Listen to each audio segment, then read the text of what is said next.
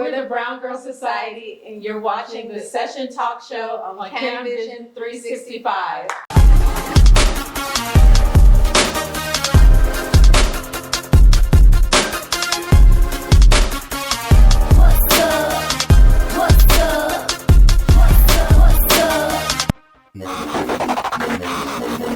Please listen carefully. Hey guys, this is the Session Talk Show. I'm your host, Kai Sampson, and this is my beautiful host. I am Rose. Yes, and we are your what? Your source for music, sports, fashion, and community, right? That is correct. Did y'all miss us?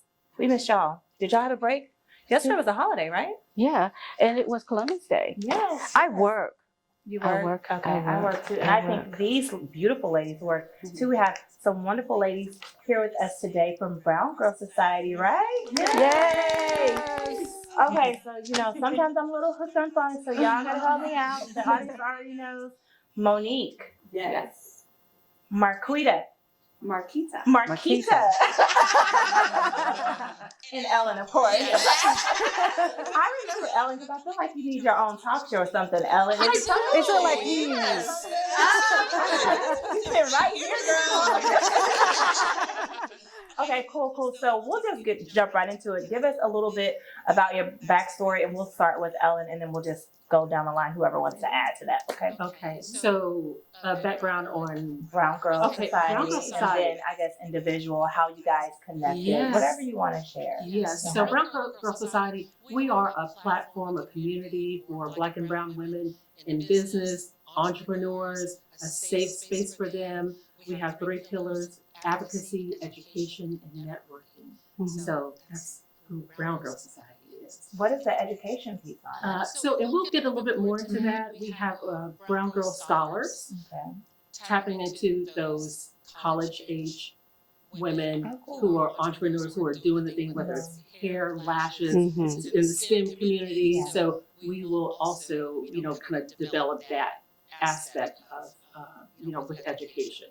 Perfect. And how did you guys meet? So we actually met through another organization, Okay. and We won't name that organization. No. We won't name the organization, but we were all businesswomen looking for just support. We were Right. looking for advice. We were looking for next steps. We were looking for what to do in a business when you start a business. Like, where do you go? Who do you talk to? Who is our accountant? How do we start an LLC? And so we were lost, and we kind of founded each other in that organization. And then we found that there was no niche for African American women or Black women or women of color.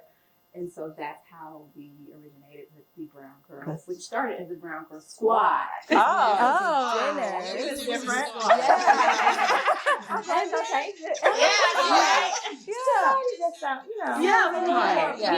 Yeah. Exactly. We would hang out, go to like dinners and lunches, and sit around and talk about, the entrepreneurship road and things that we were lacking and needed. And then after we would attend these events or dinners, I would hashtag our photos. Brown Girl Squad. Brown faces, like Brown Girl Squad. So you guys all have successful businesses, right? So tell the audience a little about your successful business first. I can start. So my business is the Face Nurse USA. And so what I do is I just provide aesthetic nurse services to women and men and what they need. And so where that started from, of course, is going to nursing school. But I started in the operating room first, building network with plastic surgeons, building network what they need for their office outside of the OR. And then I would contract with them for those needs. And then they would say, hey, we know a good nurse who can come in and take care of our clients that need some aesthetic services off of the OR bed. And I would contract in that way. And that's kind of how I built the clientele and built the business in the name. And now moving forward, I'm going to work with BeautyCon and Essence. The goal is to work to kind of get the idea of aesthetic medicine and aesthetic services to Black and Brown people, right? And so kind of opening the educational door. So that's the next move for the Face Nurse USA, kind of making sure that people are educated around aesthetics, what is good for all skin types, and what they can do to kind of age gracefully. Yes. That's right. That's right. I was talking to I have a twin sister. I was talking to her the other. Yeah. And she was like, "Oh, we're Black. We don't need that much." But I'm like, "We do need some stuff." We all need some things because it's all about aging gracefully. knowing your aesthetic and then what works for you, because as we spoke about earlier when we were just chatting, like women go through so many changes from pregnancy to teenage to mom life to wife life to running a business, and that all shows up on your face. Yeah. To losing weight, that all shows up on your face. So, Monique, how about yours? Your So business. I come from a corporate background. I did real estate for 20 years and I liked it, but I didn't love it. And so I was looking for something that was in my purpose. And so my husband and I would do like events at the homes. We would host Christmas parties. Kai was one of ours. Yes. She was also our realtor. So we met years ago at the Still. Beyonce concert. Was it Beyonce? It was On the Jay-Z, run, right? On the run. That's so Beyonce crazy. and Yeah. Jay-Z. And how long ago was that? That was like, oh man. 10 years? 7 It years? had to have been. We Yeah. met at a concert. They were sitting next to Really? me. And I was like, hey, girl. Hey, girl, we're friends. And now. Life came full circle. But imagine if we didn't talk and then you guys were here today and it's like, Wow. we still would meet, but we just wouldn't know anything. Different Yeah. But Yeah. that's how small the world we are Yeah. connected. But yeah, I started events, doing events at home, which led to doing Christmas parties and everything else. And then I was like, this does not really give me joy. What gives me joy? And so I lost my mom at a very young age, at the age of 10. And one thing she wanted to do before she passed was get married. And she did just that. And little did I know, 30 years later, I would find her wedding ring in my drawer after Hurricane Harvey. And that's how my business originated. So now I plan beautiful, beautiful Weddings weddings. and the same inspirations, right? And Ellen, you're in your other former life, you're with VA, correct? Yes, so I'm actually Air Force veteran. I actually, for about 20 years, I was a stay-at-home mom. And one of my first venture into entrepreneurship, I was a professional organizer. So I would go into people's homes and organize, which I absolutely loved. Started working with the VA Medical Center in 2017, moved here in 2019. Started working my business as a loan signing agent. Didn't find a lot of joy in that, but loved connecting with women. And in April of 2022, I brought the idea of starting our own networking organization to tap into, resources for women of color who, where a lot of that information is being gate kept. So that was kind of like the start of Brown Girl Society. And in January of this year, we got an LLC, launched our website and social media. So we're exciting. still just kind of, in that building. Yeah, for Phase. sure. So exciting. Yeah. And we want to hear so much more. So we'll be right back, guys, with Brown Girl Society.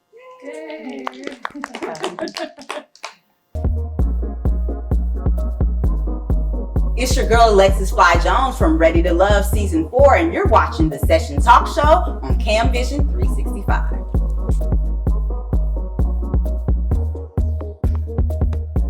Hey guys, welcome back to the session. And we are joined with the beautiful women of Brown Girl Society. Welcome back. Thank you. Okay, so when we left off, we were just getting like to the tip of, how you guys formed your organization. And so I kind of want to dive back into that. I noticed on your social platforms, which I follow them all the way, and I follow all of you guys too, that you are a safe space for brown women. Can you elaborate on that a little bit?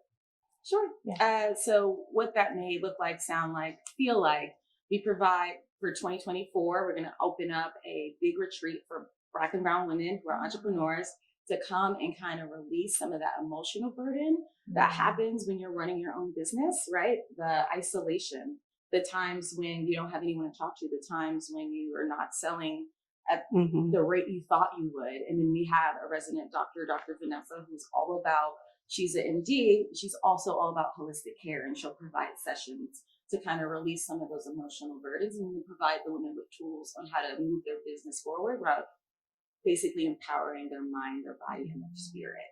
And something that will be in Houston. And our goal and hope is that it will spread throughout Texas and our nation, and like will understand that being a business owner, you have to start with your mind, body, spirit first, and being safe in that way to express that, because you can't necessarily express that with your stakeholders. Right. You can't express that with your Clients, customers, your right. clients. Like me as a nurse, like I have to be on all the time. I can't cry with them. I have to be like, get these lips together. You know what I mean? And so when do we get a woosah moment, and when do we connect back to God's spirit? And we provide that safe space in that way, and the advocacy side that Eleni spoke about earlier. Another way that we provide a safe space is that we will allow new entrepreneurs, seasoned entrepreneurs, and also women who are in a company and are thinking about it. Because sometimes when you're thinking about launching, you don't have anyone at your job to tell that to, but you can tell it to us, and we can kind of walk with you through that. So that's how that would kind of look for That's those amazing. different practices. So tell me about the Brown Girl Society. You have a membership base. Yes. Tell us more about that and how we can get involved. Awesome. So you can get involved at thebrownGirlSociety.com. Google it. The membership starts at $38 a month, and that's for our students. So we talked about the Brown Girl Scholars. So there's many young girls in college that are starting businesses, but they also go to school, right? So they have to pay for that as well. Along with the student membership, that's $38.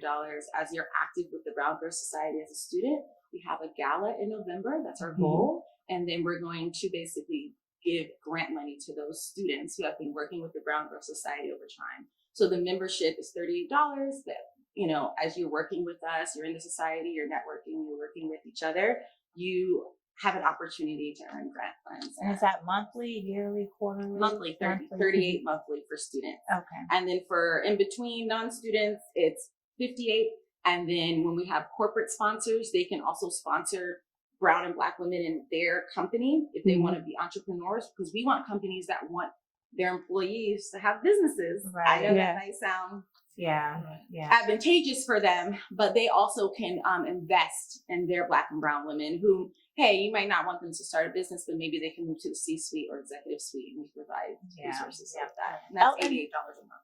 $88 a month. Ellen mentioned something earlier, and I just want to give Monique a hard time because I noticed that you said I need to obviously sign up for the membership because I've been trying to hook up with this girl. Dinners, Monique is booked and y'all busy. been going on a date, so I need to put in my application so I can see her. Right. Yeah, I know. We all see her. But you know what? I'm so glad that you guys have this because you mentioned earlier, Monique, there's other organizations in Houston and you see them online and it's all one type of person and you see us in there sprinkled throughout, but we don't have anything that is a safe space that we can go do legitimate business, network, learn. What's So the I'm takeaway? so excited. Like, sign me up for all the things. The gala, do you already have a date for that or you're working on it? We are working on it. We are going to have quarterly events for the year. So at the top of the year, we'll have our Brown Girl Society social, and we'll do that. We'll be able to network with like-minded women. And then midsummer, like you mentioned, we'll have that retreat here in Houston. But at the end of the year, we'll have gala. So we'll have events throughout the year, but we'll also have monthly committee meetings. So even if you don't just want to be a member, but you want to do more, we are going to offer some type of committee membership as well, where you'll be more in a leadership role to kind of push the movement. That makes sense. It's going to be a good thing. Ellen, Yes. there are a whole bunch of benefits regarding the whole woman you guys address and nurture the mindset to succeed. So tell us about helping women with work-life balance. That's always the goal, right? To have work-life balance. And a lot of people say, you can't have it all. You can't do it all. We say we're every woman, but, it's a struggle situational, with a lot of women. So that focus on being in that entrepreneur space, like Marquita mentioned earlier, it can be very isolating. There are statistics that say 50%, at least 50% of specifically Black women in business will be faced with some form of mental health issues because it can be isolating, because you're starting this business and you have to do your marketing, your advertising, and your social media, and your be all the things and possibly have a full-time job while you're trying to fund that business. So and a family, you know, so to be able to kind of tap into our resources and learn coping skills. How would you help the ladies out there that joined the Brown Girl Society to deal with the isolation, the loneliness, the failure? Because in society, they're thinking phantom success, instant success. Because, you know, there were a lot of failures in business, and being in a business, small business, is not the faint of heart. Right, not at all. Not at all. Being a community, you know, being a resource. We're not going to be, you know, where they're just so untouchable. Like you were saying, there's so many organizations out there. You can't ever get anywhere near the person who started the business. You know, when I show up at, you know, these networking happy hours or club type vibe type feel, what's the takeaway from that? Right. We will be in a position where when you come to us, our retreat, our conferences or whatnot, you can leave today and do something toward advancing your business. You know, I can leave here today. I've been told how I can, instructed how I can file my LLC, who I need to speak to at the city for this or that, how to get the certification. So where that information tends to be gate kept, you know, by, you know, a certain group of people, having that accessibility to us and our resources and other professionals that, you know, we have, that we've brought in with our team. So you have some initiatives for the community. Absolutely. Yeah. And I know, I think you mentioned you had a doctor on your board as well. Does she play the role into also guiding with mental health as it relates to small business owners? Absolutely. She and I specifically will be working very closely on that advocacy piece. I've been a veteran advocate for several years. My pleasure. And have had my own issues in that, you know, with that mental health. Life. Entrepreneurship, life, kids, you know, all of that. So she and I will be working very closely with those retreats and podcasts and bringing in other healthcare professionals that kind of like, you know, give you those coping skills and how to like, you know what, I'm stuck right here in this part of my journey. I don't know how to get over the hump. You know, I made it to the, you know, the 2-year mark and I'm still not seeing a return on my investment. Right, You know, right. So Quickly, we talked about this on the side though, right? So now you guys help women become whole. yes. Quickly, how would you guys do that? Help women become whole. Prayer. That was the first thing. But she wasn't. That's the easy one. I'm like, this is an easy question. Even for starters, we're already whole. You show up as a whole person anyway. We're not broken. We're not, you know, we may be in a hump or in a valley, but you are a whole woman for starters, knowing that and understanding that. Absolutely. Off the rip. So tell us what's next for Brown Girl Society. What's next? So our next step in the Brown Girl Society, of course, is to grow. We want to grow and reach global, like around the world. Houston is our first market, but we plan to stretch out to Dallas, LA, New York, and just be a platform, like we said, for women of color. So just getting our name out there and just promoting brown and Black women as entrepreneurs, because like they said earlier, it's one of the hardest things to do in life. So the fact that we've all made it and we're here and we're standing here, we want to be the voice. So that's what's next. All right, that's amazing. Can you guys tell us where to find you? So you can find us at thebrownGirlSociety.com. You can email us at _. Okay, guys, well, you heard it here first. The next time you see the Session TV, we will be hanging out with the Brown Girl Society at their gala. So that's